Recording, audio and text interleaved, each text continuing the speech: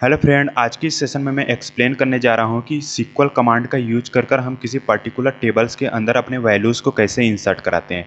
ठीक है, यहाँ पे मैंने अपना माई सीक्वल सर्वर ओपन करके रखा है एंड अपने माई सीक्वल सर्वर में मैं एक डेटाबेस क्रिएट किया हूँ जिस डेटाबेस का नाम है कंपनी।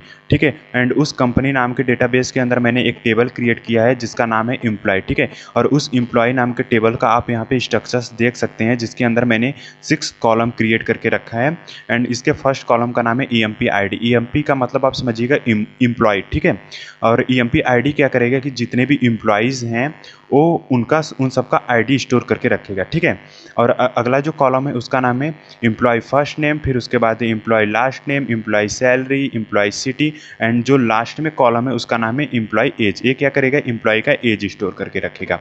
तो सिक्वल में एक कमांड्स आता है इंसर्ट इनटू। ठीक है, इस इंसर्ट इनटू कमांड का यूज कर हम किसी पर्टिकुलर टेबल्स के अंदर अपने वैल्यूज़ को इंसर्ट करके रख सकते हैं।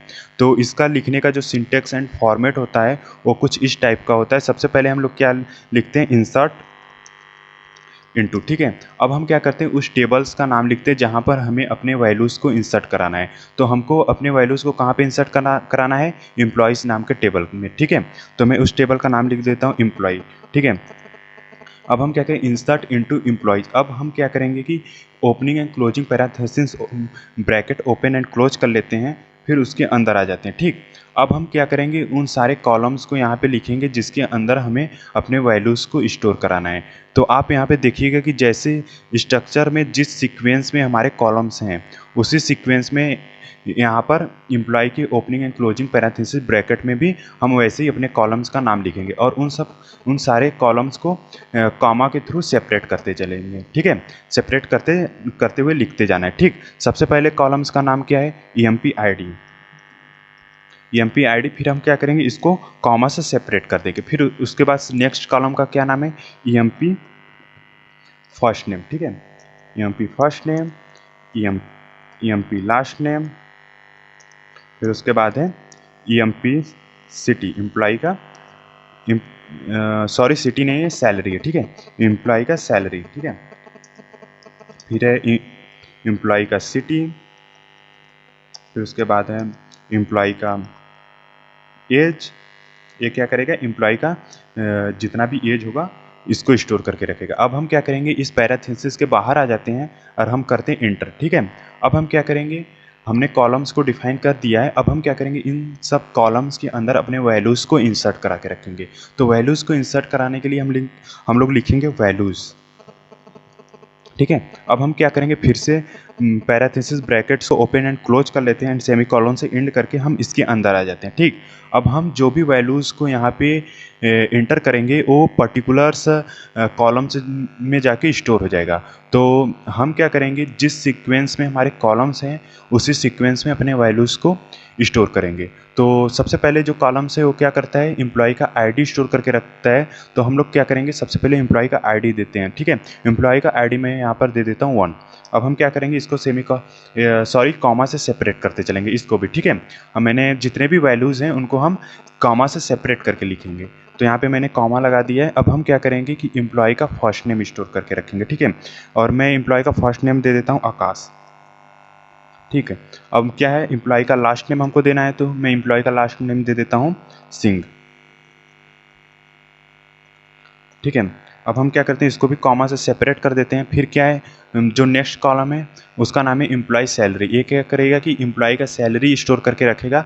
अब हम क्या करते हैं, एम्प्लॉय का सैलरी दे देते हैं 12,000। ठीक है, अब हम फिर इसको कॉमा से सेपरेट करके क्या करेंगे, एम्प्लॉय का सिटी स्टोर करेंगे। ठीक है, कि जो हमारा एम्प्लॉय है किस सिटी से बिलोंग करता है।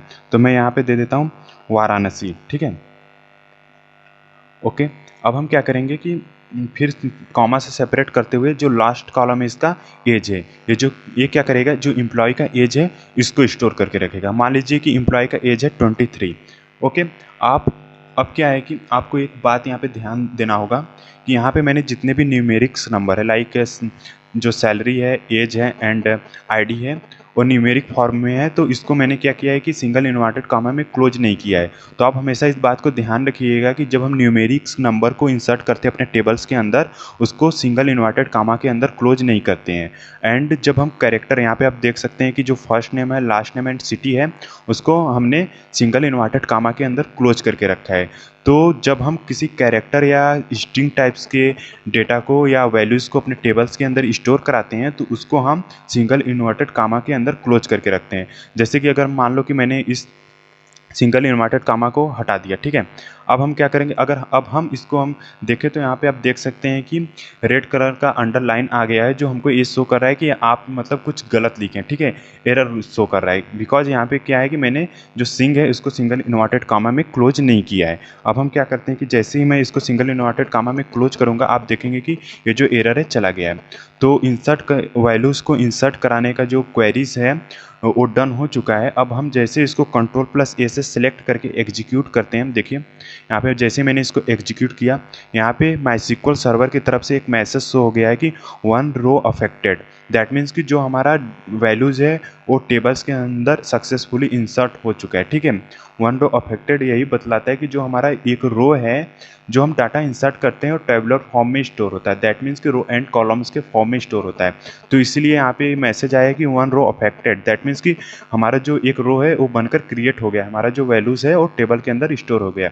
अगर मान लो कि मैं यहाँ पे कुछ एरर्स लिखता हूँ, ठीक है, या कुछ मिस्टेक्स करता हूँ, लाइक मैं यहाँ पे इस सेमीकोलन, ये जो सिंगल इन्वर्टेड कामा है इसको हटा देता हूँ। अभी मैं क्या करता हूँ, इसको Ctrl+A से सिलेक्ट करके एग्जीक्यूट अगर मैं करता हूँ, तो आप यहाँ पे देख सकते हैं कि यहाँ पे एक एरर मैसेज MySQL सर्वर की तरफ से शो हो रहा है कि यहाँ पे लिखा है in close quotations mark after the character string Varanasi. That means कि यहाँ पे हमको बोल रहा है कि आप जो सिंगल इन्वर्टेड कामा है इसको यहाँ पे वाराणसी का जो है उसको क्लोज कर दीजिए, ठीक है। सिंगल इन्वर्टेड कामा से वाराणसी को क्लोज कर दीजिए। अब जैसे मैंने इसको क्लोज किया, आप देख सकते हैं एरर चला गया। अब फिर मैं इसको Ctrl+A से सिलेक्ट करता हूँ एंड इसको फिर से करता हूँ एग्जीक्यूट, ठीक है। आप फिर से देख सकते हैं यहाँ पे लिख दिया 1 रो अफेक्टेड।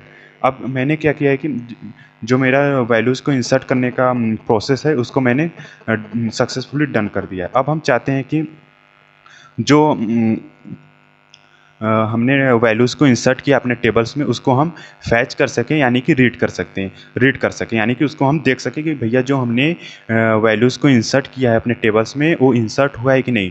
तो हमें अपने टेबल्स को रीड करना पड़ेगा, ठीक है। और टेबल्स को रीड करने के लिए एक कमांड आता है SQL में, उसका नाम है सेलेक्ट, जो कि DQL टाइप का होता है। DQL दैट मीन्स कि डाटा क्वेरी लैंग्वेज, ठीक है। अब हम क्या करते हैं, सेलेक्ट, अगर हमको डाटा को रीड करना है या अपने डाटा को देखना है तो हम लिखेंगे select asterisk from. Select asterisk from, from का मतलब कि हमको जो डेटा देखना है या जो डेटा को फैच करना है या रीड करना है उसको कहाँ से करना है। तो हमको अपने डेटा को एम्प्लॉय नाम के टेबल से रीड करना है, ठीक है। तो हम उस टेबल का नाम लिख देते हैं, ठीक। यहाँ पे मैंने उस टेबल का नाम लिख दिया, select asterisk from and table का नाम। अब हम क्या करते हैं, इस लाइन को सिलेक्ट करते हैं और फिर से इसको एग्जीक्यूट करते हैं। आप यहाँ पे देख सकते हैं जो एम्प्लॉय नाम का टेबल है, यहाँ पे 2 रो शो कर रहा है। मैंने यहाँ पे 2 बार इसको एग्जीक्यूट किया है, तो इसलिए जो हमारा रो है दो बार बन के रेडी हो गया, ठीक है।